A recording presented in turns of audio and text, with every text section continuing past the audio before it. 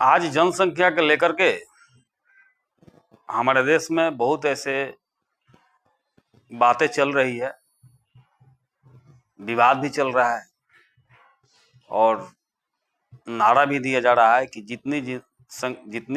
जिनकी संख्या भारी उतनी उनकी हिस्सेदारी। सही है, जिनकी जितनी संख्या भारी उनकी उतनी हिस्सेदारी। तो उसी के संदर्भ में मैं एक आप लोगों को कहानी सुनाने जा रहा हूं। एक जंगल था, उस जंगल में बहुत दिनों से एक शेर राजा हुआ करता था। बहुत दिनों से लगातार वो राजा हो रहा था। तो सभी जानवरों ने एक विचार विमर्श किया। जो छोटे छोटे जानवर थे उन्होंने एक मीटिंग किया। मीटिंग में विचार विमर्श किया कि लगातार इस जंगल का राजा शेर ही क्यों, हम लोग क्यों नहीं हो सकते हैं? क्योंकि हम लोगों का जनसंख्या भी ज्यादा है।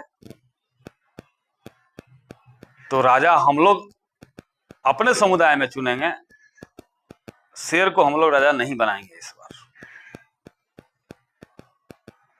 सब लोगों ने सहमति जताई। बोला ठीक है, ऐसा ही होगा।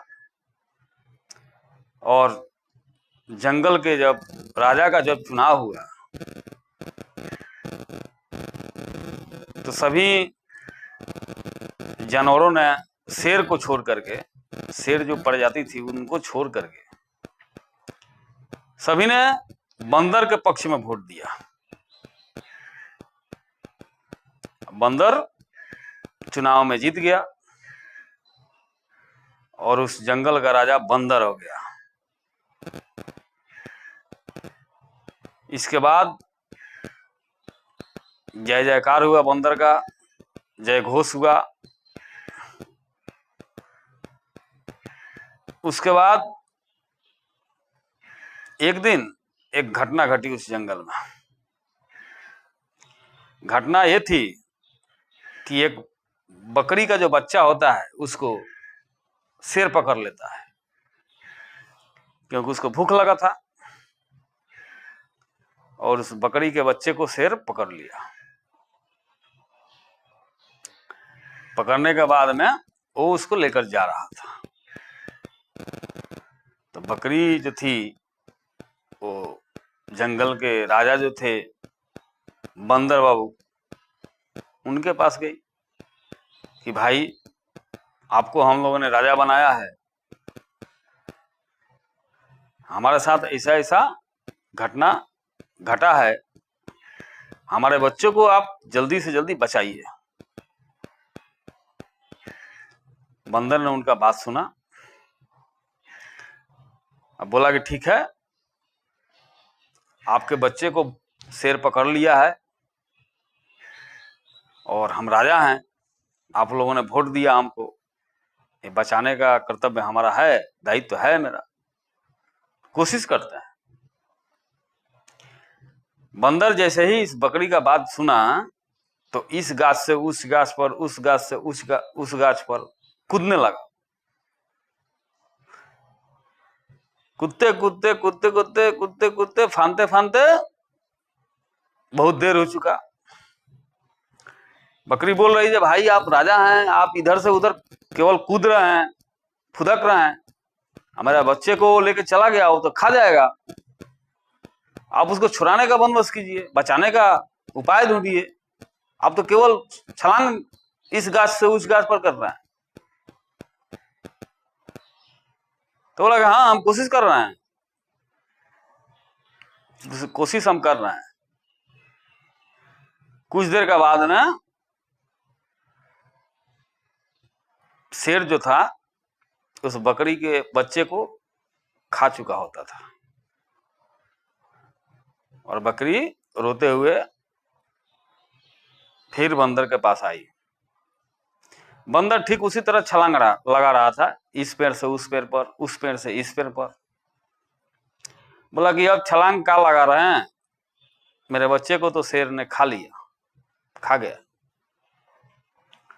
बंदर उतरा, गाछ से नीचे उतरा और बकरी को बोला कि अच्छा ये आप बताइए हमको कि आपने जब से हमको बोला ये मेरे बच्चे को बाघ लेकर चला गया है, उस समय से हम 1 मिनट भी बैठे नहीं हैं। उसी समय से हम छलांग लगा रहे हैं, इस पैर से उस पैर पर, उस पैर से इस पैर पर। हम 1 सेकंड अपना समय व्यर्थ नहीं किया है। तो मेरा कहने का मतलब यह है, इस कहानी के पीछे का सारांश यह है कि आखिर राजा कैसा होना चाहिए। राजा तो बंदर बन गया था, इन लोगों ने वोट भी दिया, जितनी संख्या, जितनी जिसकी संख्या भारी उतनी उसकी हिस्सेदारी, उस हिसाब से तो राजा बंदर बन गया। लेकिन उसके पास वो जज्बा नहीं था, उसके पास वो ताकत नहीं था कि शेर से जाकर टकराए। और शेर अपना भूख मिटाया, बकरी को भी कुछ हासिल नहीं हुआ, और राजा का जो कर्तव्य था वो राजा भी अपने कर्तव्य को नहीं निभा पाया। इसलिए राजा कैसा होना चाहिए, इस पर विचार करना बहुत जरूरी होता है। ये सबके लिए है, क्योंकि संख्या भारी हो सकता है, आप अपने समाज में राजा बना सकते हैं, लेकिन क्या वो राजा आपको सुरक्षित रख सकता है? ये बहुत बड़ा प्रश्न है। इसलिए संख्या होने से नहीं होगा भाई, सबको मिलकर के राजा ऐसे व्यक्ति को बनाना चाहिए जिसके पास सब कुछ हो और वो जनता को न्याय दिला सके। जय हिंद, जय भारत।